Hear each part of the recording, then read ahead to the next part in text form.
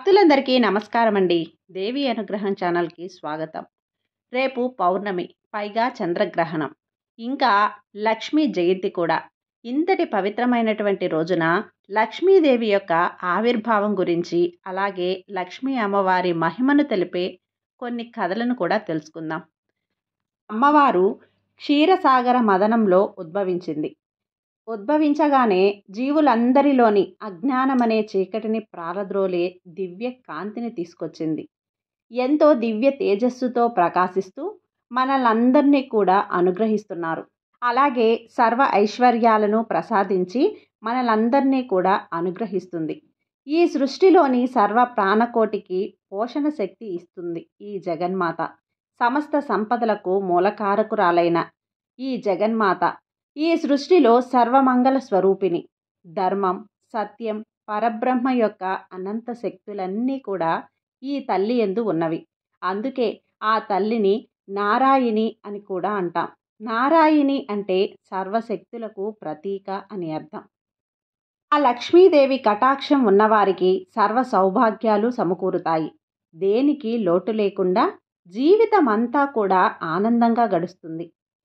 శ్రీ మహాలక్ష్మి కటాక్షం లేనివారు బానిసత్వం, దారిద్ర్యం, యాచన, అప్పులు, భార్యా వియోగం, ముసలితనం, అనారోగ్యం, దుస్సంతానం అనే అష్టకష్టాల పాలవుతారు. సర్వమంగళ ప్రదాయిని అయిన జగన్మాత శ్రీ మహాలక్ష్మిని ఆవర్భించిన వారికి దాసదాసీ జనం, పుత్రులు, మిత్రులు, బంధువులు, ఆరోగ్యం, ధనం, ధాన్యం, వాహనం అనే అష్ట ఐశ్వర్యాలు లభిస్తాయి. శ్రీ లక్ష్మీదేవి ఎవరైతే ఎప్పుడూ మనసులో ప్రార్థిస్తూ ఉంటారో వారికి సర్వ సౌభాగ్యాలు కలుగుతాయి. వారికి ఎటువంటి ఆపదలు దరిచేరవు. మత్స్యావతారంలో లక్ష్మీదేవిగాను, కూర్మావతారంలో కూర్మావతిగాను, నరసింహావతారంలో, కృష్ణావతారంలో రుక్మిణిగాను ఆ మహాలక్ష్మి తన పెనిమిటి శ్రీమన్నారాయణుల వారితో కలిసి అవతరించింది. శ్రీ లక్ష్మీ నారాయణుల అన్యోన్యత, ఆప్యాయత లోకంలోని దంపతులందరికీ కూడా ఆదర్శం. భూలోక వైకుంఠమైన తిరుమల క్షేత్రంలో వెలసిన శ్రీనివాసుని హృదయంలో నివసిస్తూ ఆ స్వామికి అత్యంత ప్రియురాలై అలరారుతూ పద్మాసనంలో వేంచేసి సుకుమారమైన చేతులతో పద్మాలను అలంకారంగా ధరిస్తూ భక్తులందరినీ అనుగ్రహిస్తున్న శ్రీ మహాలక్ష్మికి ఇవే మా నమస్కారాలు. సంపూర్ణ విశ్వంలో సకల శుభాలను అనుగ్రహించేది, సర్వ ఐశ్వర్యాలను ప్రసాదించేది, సర్వభక్తుల కోర్కెలను తీర్చే అమృతమూర్తి శ్రీమన్నారాయణుల వారి ప్రియసఖి అయి శ్రీ మహాలక్ష్మి. ఆ తల్లి ఉన్న చోట సర్వ సౌభాగ్యాలు నిలయమై ఉంటాయి. దేనికి కొరతనేదే ఉండదు. ఆ జగన్మాతను ఆరాధించిన వారికి ఆ తల్లి సర్వ సౌభాగ్యాలను, సర్వ ఐశ్వర్యాలను, అద్భుతమైన తేజస్సును ప్రసాదిస్తుంది. ఆ తల్లిని త్రికరణ శుద్ధిగా కొలిచేవారికి జీవితమంతా కూడా ఏ లోటు లేకుండా శుభప్రదంగా జరుగుతుంది. బ్రహ్మదేవుని మానసపుత్రులలో భృగు మహర్షి మొదటివాడు. ఆయన భార్య పేరు ఖ్యాతి. సకల విద్యా పారంగతుడై భృగు మహర్షి ఒకసారి అది పరాశక్తి అనుగ్రహానికై తపస్సు చేశాడు. ఎంతో కఠోరంగా తపస్సు చేస్తున్న భృగు మహర్షి దృఢ సంకల్పానికి మెచ్చి ఆ తల్లి ప్రత్యక్షమైంది. అప్పుడు ఆ మహర్షి ఆదిశక్తి అయి తన తల్లిని అనేక విధాలా స్తుతించాడు. అందుకు జగన్మాత ఎంతో సంతోషించి ఏదైనా వరం కోరుకోమని ఆ మహర్షిని అనుగ్రహించింది. మహర్షి ఎంతో ఆనందపడి ఆ తల్లితో ఇలా అన్నాడు. తల్లి జగన్మాత, నీవు ముల్లోకాలను ఏలే శక్తి స్వరూపినివి. నీ అనుగ్రహం వల్లనే సమస్త జీవకోటి సుఖంగా జీవించగలుగుతున్నారు. మహాశక్తి స్వరూపినివై నీ అంశతోనే పార్వతి, సరస్వతి, గాయత్రి అవతరించారు. నీలోని శక్తి స్వరూపమే పార్వతిగా, మహాశివుని అర్ధాంగిగా వెలుగొందుతుంది. ఇక సర్వ విద్యలకు అధిదేవతగా బ్రహ్మదేవుని ప్రియసఖిగా భావిస్తున్నది నీలోని సరస్వతీ రూపమే కదా తల్లి. ఇక మూడవదైన వైభవ కళ భృగు శ్రీ మహాలక్ష్మి స్వరూపాన్ని నాకు కుమార్తెగా అనుగ్రహించు తల్లి అని అర్థించాడు. జగజ్జనని ఆ మహర్షిని అనుగ్రహించి ఆ విధంగానే జరుగుతుంది అని ఆశీర్వదించింది. భృగువు ఎంతో ఆనందపడి జగన్మాతను ఎన్నో విధాలా స్తుతించాడు. అంతటా ఆ తల్లి అంతర్ధానమైంది. ఆ మహర్షికి వరమిచ్చినట్లుగా తన యందలి ఐశ్వర్య కలతో శ్రీ మహాలక్ష్మిగా అవతరించింది. కమలవుల వంటి కన్నులు, మన్మధుని విల్లు వంటి కనుబొమ్మలు, మోదుగ చిగుళ్ళ వలె ఎర్రనైన పెదవులు, అద్భుతమైన చెక్కిళ్లతో దివ్యంగా ప్రకాశిస్తూ శ్రీ మహాలక్ష్మి ఆవిర్భవించింది. ఓ జగజ్జనని, జగన్మాత శ్రీ మహాలక్ష్మి, నీకివే మా నమస్కారాలు. ఒకసారి నారాయణుడు ఘోర తపస్సును ఆచరించాడు. ఆ తపస్సును భంగపరచడానికై ఇంద్రుడు అప్సరసలను పంపించాడు. వారు ఎన్నో రకాలుగా అభినయిస్తూ ఎంతో అందమైన భంగిమలతో నాట్యం చేస్తూ నారాయణుని తపస్సు భంగం చేయటానికి ప్రయత్నించారు. నారాయణుడు ఏమాత్రం చెలించక తన విశ్వరూపాన్ని ప్రదర్శించాడు. దివ్యమైన ఆ విశ్వరూప దర్శన తేజస్సుకి తట్టుకోలేని అప్సరసలు దేవలోకానికి వెళ్ళిపోయారు. శ్రీమన్నారాయణుడు అప్సరసలకు విశ్వరూపంలో దర్శనమిచ్చాడని తెలుసుకున్న శ్రీ మహాలక్ష్మి ఆ స్వామిని భర్తగా పొందాలని తలచింది. ఆ స్వామిని ఆరాధిస్తూ కఠోర దీక్షతో తపస్సు ప్రారంభించింది. ఆ జగన్మాత తపస్సు ప్రభావంతో ముల్లోకాలు కంపించసాగాయి. అప్పుడు శ్రీమన్నారాయణుడు ప్రత్యక్షమై శ్రీ మహాలక్ష్మిని వివాహమాడడానికి అంగీకరించాడు. భృగువు శ్రీ లక్ష్మీనారాయణుల వివాహం ఎంతో వైభవంగా జరిపించాడు. స్వర్గలోకపు అధిపతి అయిన ఇంద్రుడు ఒకసారి అధికంగా సురాపానం సేవించి అలా వెళ్తూ ఉండగా దుర్వాస మహర్షి కనపడి పారిజాత పుష్పాన్ని ఇంద్రునికి బహూకరించాడు. సురాపాన ప్రభావంలో ఉన్న దేవేంద్రుడు ఆ పారిజాత పుష్పాన్ని ఐరావతంపై ఉంచాడు.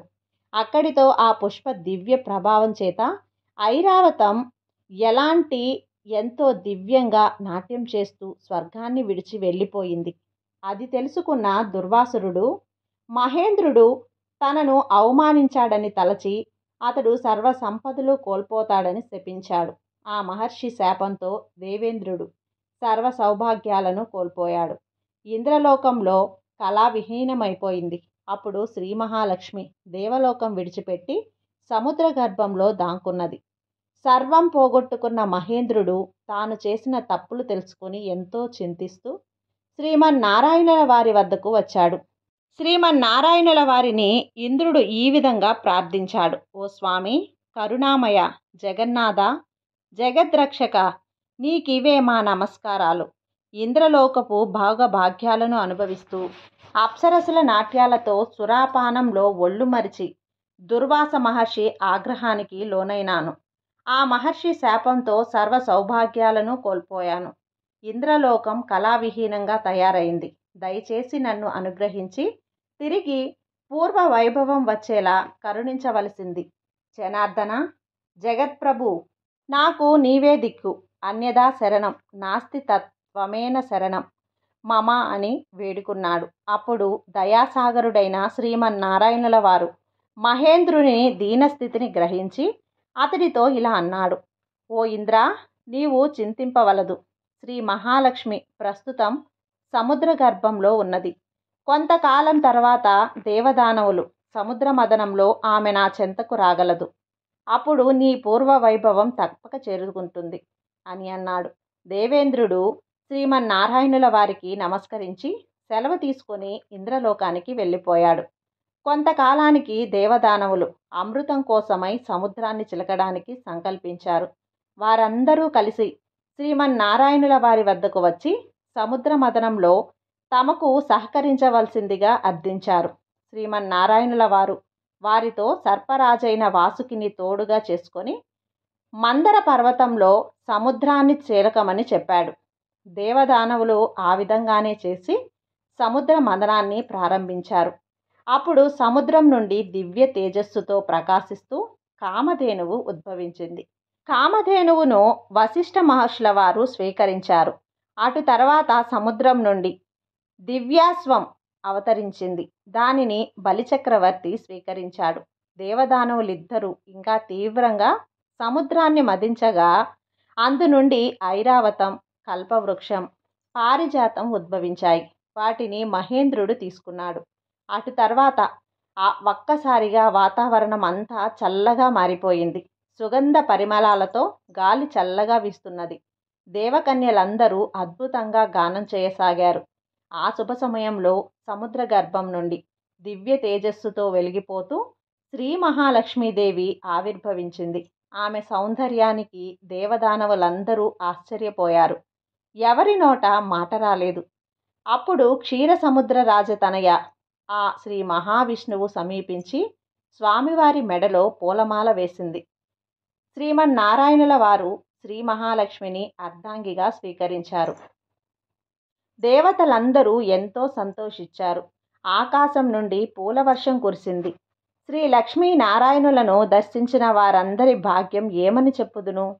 సర్వజీవుల హృదయాల తరాలలో అంతర్యామి స్వరూపంలో ఉంటూ సర్వజీవుల శుభమును సుఖమును చూసే నారాయణుడు సర్వజీవకోటిని ఆప్యాయంగా అనురాగంతో అనుగ్రహించే జగన్మాత శ్రీ మహాలక్ష్మి దర్శన భాగ్యంతో అందరూ ఎంతో సంతోషించారు. శ్రీ అంటే సిరిలు కురిపించే శ్రీ మహాలక్ష్మి అని అర్థం. లక్ష్మి అనగా గుర్తు అని అర్థం. సర్వ ఐశ్వర్యాలకు ఆ తల్లియే కదా సంకేతం. సర్వ విద్యలకు కూడా విద్యాలక్ష్మి రూపంలో ఆ తల్లియే సంకేతం. సర్వ శుభాలకు సంకేతం ఆ జగన్మాత. సర్వ విజయాలకు గుర్తు ఆ తల్లియే. సర్వశక్తులకు ఆ తల్లియే సంకేతం. జగన్మాత శ్రీ మహాలక్ష్మి తత్వాన్ని అర్థం చేసుకున్న వారికి సర్వ సంపదలు కలుగుతాయి, సర్వ ఐశ్వర్యాలు లభిస్తాయి, ఎటువంటి అనారోగ్యం దరిచేరదు, సర్వ కార్యాలయందు విజయం లభిస్తుంది.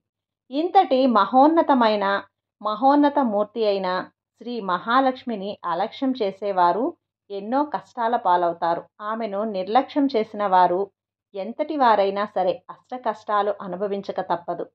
సర్వ ప్రాణకోటిని తన సంతానంగా భావిస్తూ ఎల్లవేళలా కాపాడే అమృతమూర్తిని ఏమాత్రం అలక్ష్యం చేయకూడదు. ఆమె పాలిట చిన్న అపచారం చేసినా అనేక కష్టాల పాలవుతారు. పూర్వకాలంలో ధర్మధ్వజుడు మాధవి అనే దంపతులకు ఒక శుభముహూర్తాన తులసి అనే పుత్రిక జన్మించింది. ఆమె ఎంతో దివ్య తేజస్సుతో వెలిగిపోతూ దినదిన ప్రవర్ధమానంగా పెరగసాగింది. తల్లిదండ్రులు ఆమెను ఎంతో గారాబంగా పెంచి పెద్ద చేశారు. ఆమె తన ఆటపాటలతో వారిని ఎంతో మురిపించేది. కొంతకాలానికి ఆమెకు యుక్త వయస్సు వచ్చింది. అతిలోక సౌందర్యవతిగా రూపొందిన ఆమెకు తగిన వరుని కోసం ఆ తల్లిదండ్రులు ప్రయత్నించసాగారు. తల్లిదండ్రుల ప్రయత్నం తెలుసుకున్న తులసి తాను సాక్షాత్తు ఆ శ్రీమన్నారాయణుని తప్ప వేరొకరిని వివాహం చేసుకోనని తెలిపింది. ఆమె యొక్క దృఢ సంకల్పానికి ఆ దంపతులిద్దరూ కూడా ఆశ్చర్యపోయారు. సాక్షాత్తు శ్రీ మహాలక్ష్మి విష్ణువునే వివాహమాడటం అంత తేలిక కాదని ఆమెకి నచ్చజెప్పచేశారు. కానీ ఆమె ఏమాత్రం చలించలేదు. తాను తప్పక ఆ స్వామినే పరిణయమాడతానని చెప్పి అడవికి వెళ్ళి ఘోర తపస్సు చేయసాగింది. అకుంఠిత దీక్షతో తులసి చేస్తున్న ఆ తపస్సుకు ముల్లోకాలు తల్లడిల్లాయి. దేవతలందరూ భయకంపితులైనారు. వారందరూ బ్రహ్మదేవుని వద్దకు వెళ్ళి, స్వామి, భూలోకంలో తులసి చేస్తున్న తపస్సు వలన సర్వలోకాలు కంపిస్తున్నాయి. తమరు దయతలచి ఆమె అభీష్టం అడిగి ఆ కోరిక తీర్చి ఆమె తపస్సు విరమించేలా చూడవలసిందిగా అని వేడుకున్నారు. అప్పుడు బ్రహ్మదేవుడు తులసికి ప్రత్యక్షమై నీకు ఏ వరం కావాలో కోరుకోమని అన్నాడు. తులసి ఆ చతుర్ముఖునితో ఇలా అన్నది, తండ్రి, సర్వలోకాలను సృష్టించేది నీ దర్శనంతో నా జన్మ ధన్యమైంది. నాకు శ్రీమన్నారాయణుడే భర్త అయ్యేలా అనుగ్రహించవలసిందిగా కోరుకుంది. ఆ శ్రీ మహావిష్ణువును తప్ప వేరొకరిని నేను వివాహమాడను. నా యందు దయ ఉంచి నన్ను కరుణింపవలసింది అని అన్నది. అప్పుడు బ్రహ్మదేవుడు ఆమె కోరిక త్వరలోనే నెరవేరగలదని, శ్రీ మహావిష్ణువు అంశతో శంఖచూడడనే వరుడు జన్మించాడని, అతడే తులసిని వివాహమాడగలడని చెప్పి అంతర్ధానమయ్యాడు. బ్రహ్మ వరమిచ్చినట్లుగానే కొన్ని రోజులలోనే తులసి శంఖచూడుల వివాహం జరిగింది. వారిద్దరూ సుఖంగా జీవింపసాగారు. శంఖచూడు ఎంతో దివ్య తపస్సును ఆచరించి అనేక వరాలను పొంది ఇష్టం వచ్చినట్లు ప్రవర్తింపసాగాడు. అప్పుడు దేవతలందరూ కూడా శ్రీమన్నారాయణుల వారి వద్దకు వెళ్ళి ఆ పరబ్రహ్మమూర్తిని శంఖచూడుని బారి నుండి రక్షింపవలసిందిగా ప్రార్థించారు. అప్పుడు దయామయుడైన స్వామి వారితో ఇలా అన్నాడు: ఓ దేవతలారా, మీ బాధ నాకు అర్థమైంది. శంఖచూడు ఎన్నో దివ్య వరాలను సంపాదించి ఈ విధంగా మితిమీరిన గర్వంతో అహంకారంతో ప్రవర్తిస్తున్నాడు. మిమ్మల్ని అందరినీ అనేక బాధలకు గురిచేస్తున్నాడు. అతడు త్వరలోనే తనువు చాలించి నాలో ఐక్యమయ్యే సమయం ఆసన్నమైంది. తులసి ఎవరో కాదు, సాక్షాత్తు నా ప్రియసఖి అయిన శ్రీ మహాలక్ష్మి అంశయే. శాపవశాన భూలోకంలో తులసిగా జన్మించింది. ఆమె ముందు యుగాలన్నింటిలో అన్ని లోకాలలోనూ అతి పవిత్రమైన మొక్కగా జన్మించి అందరి చేత ఆరాధింపబడుతుంది. అనేక యుగాల పాటు ఆ విధంగా ఆరాధింపబడి చివరికి ప్రళయకాలంలో నన్ను చేరుతుంది. అయితే ప్రస్తుతం శంఖచూడు జన్మ చాలించి నాలో ఐక్యం పొందాలంటే తులసి ప్రాతిపత్య భంగం జరగాలి. అది నేనే త్వరలో నిర్వర్తించగలను. అక్కడితో మీ కష్టాలన్నీ తొలగిపోతాయి అని అన్నాడు. శ్రీమన్నారాయణుల వారు ఆ విధంగా చెప్పిన పిమ్మట దేవతలందరూ కూడా ధైర్యం తెచ్చుకొని వారి వారి లోకాలకు వెళ్ళిపోయారు. కొంతకాలానికి ఒకనాడు శంఖచూడు ఇంట్లో లేని సమయంలో శ్రీమన్నారాయణుల వారు శంఖచూడుని రూపంలో వచ్చాడు. ఆ స్వామిని చూసి తన భర్త శంఖచూడుడే అనుకొని తులసి ఆ స్వామితో కలిసి ఆనంద డోలికలతో తేలియాడుతుంది. శ్రీ మహావిష్ణువు సంగమంతో తులసి ప్రాతిపత్య భంగమైంది. జరిగిన విషయం గ్రహించిన తులసి శ్రీమన్నారాయణుల వారిని శిలగా మారమని శపించింది. ఆ శాపం విని శ్రీమన్నారాయణుల వారు చిరునవ్వుతో తులసితో ఇలా అన్నారు: ఓ తులసి, ఈ సృష్టి ఆదిలోని నా విరాట్ స్వరూపంలో నీవు శ్రీ మహాలక్ష్మియే. శాపవశాన నీవు ఈ విధంగా భూలోకంలో తులసిగా జన్మించావు. నన్ను ఎప్పుడూ విడిచి ఉండనని, నన్ను తప్ప వేరెవరిని వివాహమాడనని ప్రతిజ్ఞ చేశావు. అందుకే నా అంశతో జన్మించిన శంఖచూడు నీ భర్త అయినాడు. ఇక శంఖచూడు నాలో ఐక్యమయ్యే సమయం ఆసన్నమైంది. నీవు తులసిగా జన్మించినప్పటికీ నా ప్రియసఖివే కనుక నా సంగమంతో నీ ప్రాతిపత్య భంగం కలగలేదు. నీ శాప ప్రభావాన నేను గండకీ నదిలో సాలగ్రామంగా శిలరూపం పొందుతాను. నీవు నన్ను దాచుకునే గండకీ నదివి కాగలవు. నన్ను సాలగ్రామ రూపంలో ఎవరైతే అర్పిస్తారో వారికి సర్వ శుభాలు కలుగగలవు. సాలగ్రామ ఆరాధన నాకు అత్యంత ప్రీతికరం కాగలదు అని అన్నాడు. అప్పుడు శ్రీమన్నారాయణుల వారు చెప్పినట్లుగానే శంఖచూడు ఆ స్వామిలో ఐక్యమైనాడు. తులసి మొక్కగా రూపాంతరం చెందింది. సాక్షాత్తు శ్రీ మహాలక్ష్మి అంశ అయిన తులసి మొక్క ఎంతో మహిమాన్వితమైనది. తులసి ఆరాధనతో సర్వ సౌభాగ్యాలు లభిస్తాయి, సర్వ ఐశ్వర్యాలు సిద్ధిస్తాయి. ప్రాతకాలంన నిద్రలేచిన వెంటనే తులసి మొక్కను దర్శిస్తే ముల్లోకమందలి పుణ్యతీర్థములలో స్నానమాచరించిన ఫలం దక్కుతుంది. ఎవరైతే ఉదయాన్నే తులసి మొక్కకు నమస్కరిస్తారో వారికి సాక్షాత్తు ఆ లక్ష్మీనారాయణులకు నమస్కరించిన ఫలం దక్కుతుంది. తులసి మొక్క మొదలునందు సర్వతీర్థములు, మధ్య భాగమున సర్వదేవతలు, అగ్రభాగాన సర్వవేదాలు ఉన్నాయని శాస్త్రం చెబుతున్నది. అంతేకాకుండా తులసి యొక్క అగ్రభాగంతో సాక్షాత్తు బ్రహ్మదేవుడు, మధ్య భాగంలో శ్రీ మహావిష్ణువు, కాండమునందు మహేశ్వరుడు, శాఖలలో అష్టదిక్పాలకులైన ఇంద్రుడు, వరుణుడు, యముడు, అగ్ని, వాయువు, కుబేరుడు, నిరుతి, ఈశానుడు నివసిస్తారు. తులసి మహిమ అపారమైనది. తులసి మొక్క ఉన్న ఇంట్లో సర్వ సౌభాగ్యాలు ఉంటాయి, సర్వ ఐశ్వర్యాలు సమకూరుతాయి. తులసి దళాలతో ఎవరైతే రోజు శ్రీమన్నారాయణుల వారిని పూజిస్తారో వారికి సర్వ పాపములు తొలగిపోతాయి. తులసి దళాలను రోజు ఉదయం పూజ సమయంలోనే కోయాలి. మిగిలిన ఏ వేళల యందు తులసి దళములను తుంచరాదు. తులసి దళాలను పురుషులు మాత్రమే తుంచవలెను, స్త్రీలు కోయరాదు. మంగళ, బుధ, శుక్రవారాలలో తులసిని త్రుంచరాదు. అమావాస్య, పౌర్ణమి తిథుల యందు, గ్రహణ సమయముల యందు, సంక్రమణ సమయముల యందు తులసి పత్రాలను చుంచరాదు. తులసిని స్త్రీలు తలలో ధరించరాదు. అతి పవిత్రమైన తులసి సాక్షాత్తు శ్రీ మహాలక్ష్మి అవతారం కనుక తులసి దళాలను శ్రీమన్నారాయణుల వారి పాదాల వద్దనే ఉంచాలి, కానీ తలపై పెట్టకూడదు. తులసికి ప్రతిరోజు నమస్కరించుట వలన సంతాన ప్రాప్తి, రోగ నివారణ, ధ్యాస విముక్తి, సంఘంలో గౌరవం కలుగుతాయి. తులసి బృందావని, విశ్వపూజిత విశ్వపావని, పుష్పసార, నందిని, తులసి, కృష్ణసేవిత అనే తులసి నామాష్టకాన్ని నిత్యం పఠించిన వారికి అశ్వమేధయాగ చేసిన పుణ్యం లభిస్తుంది. ఉదయం లేవగానే శ్రీమన్నారాయణుల వారిని, తులసిని ఎవరు స్మరిస్తారో వారికి సర్వ సంపదలు లభిస్తాయి. ఎన్నో జన్మల పాపాలు నశిస్తాయి. సర్వ సౌభాగ్యాలు కలుగుతాయి. ఎటువంటి ఆపద దరిచేరదు. రోజంతా అన్ని పనులలో విజయం చేకూరుతుంది. సమస్త సౌభాగ్యాలను ప్రసాదించే తులసీమాత, నీకివే మా నమస్కారాలు. ఓ విష్ణుప్రియ, నీకివే మా ప్రణామాలు. సమస్త ఐశ్వర్యాలను ప్రసాదించే తులసీమాత, నీకు ఎటువంటి ఆపదలు మాకు కలగకుండా రక్షించే శ్రీ లక్ష్మీ స్వరూపిణి, నీకివే మా నమస్కారాలు. అమ్మా జగజ్జనని, శ్రీ మహాలక్ష్మి, లోకపావని, పాలసముద్రము మధ్యలో గల కమలముల యందు దివ్యమైన మణులతో అలంకరింపబడిన మండప మధ్య భాగాన జ్ఞానుల చేత సేవించబడుతున్న తల్లి, నీకివే మా నమస్కారములు. చక్కగా స్నానమాచరించిన శిరోజములు, పూల పరిమళాలు వెదజల్లుతూ ఉండగా నిండు చంద్రబింబం వంటి ముఖంతో దివ్య తేజస్సుతో ప్రకాశిస్తూ భక్తులను అలరారిస్తున్న ఓ జగన్మాత, నీకివే మా నమస్కారములు తల్లి. శ్రీ మహాలక్ష్మి ధనానికి సంకేతం. ధనం అంటే సొమ్ము మాత్రమే కాదని గ్రహించాలి. ధైర్యం, శౌర్యం, విద్య, జ్ఞానం, వివేకం మొదలైనవన్నీ కూడా ఐశ్వర్యాలే. శ్రీ మహాలక్ష్మి విభూది స్వరూపిణి.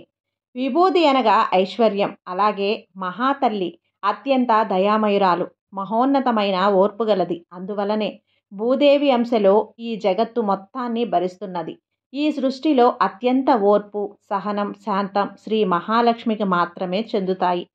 ఈ సృష్టిలోని సర్వ ప్రాణకోటికి పోషణ శక్తిని ఇచ్చుచున్నది ఆ జగన్మాతయే కదా. సమస్త సంపదలకు మూలకారకురాలైన ఈ జగన్మాత సృష్టిలో సర్వమంగళ స్వరూపిణి. ధర్మం, సత్యం, పరబ్రహ్మం యొక్క అనంత శక్తులన్నీ ఆ తల్లి యందువే ఉన్నవి. ఆ తల్లిని నారాయణి అని అంటారు. నారాయణి అంటే సర్వశక్తులకు ప్రతీత అని అర్థం. స్త్రీలకు ఆ జగన్మాత శ్రీ మహాలక్ష్మి సౌభాగ్యాన్ని ప్రసాదిస్తుంది. వాక్బుద్ధిని, జ్ఞాన, చైతన్య శక్తి స్వరూపిణి సరస్వతి, ఐశ్వర్య పోషణ శక్తి స్వరూపిణి శ్రీ మహాలక్ష్మి, విజ్ఞాన క్రియాశక్తి దుర్గా, వాత్సల్య, ప్రేమ, అనురాగ శక్తి రాధ, శక్తి స్వరూపులైన లక్ష్మి, సరస్వతి, దుర్గా, గాయత్రి, రాధలలో ఎవరిని ఉపాసించినా ఆ జగన్మాత వారి యందు కరుణించి తన అనుగ్రహాన్ని మనకు ప్రసాదిస్తుంది. ధర్మంతో జీవితం గడిపేవారింట శ్రీ మహాలక్ష్మి ఉంటుంది. సమస్త జీవకోటి యందు కరుణ చూపేవారి ఇంట శ్రీ మహాలక్ష్మి చిరునవ్వుతో నివసిస్తుంది.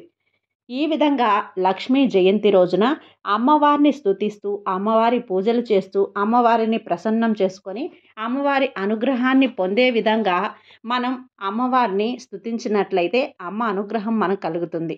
ఈ కథలన్నీ కూడా మీకు నచ్చినట్లయితే లైక్ చేసి సబ్స్క్రైబ్ చేయండి ఫ్రెండ్స్.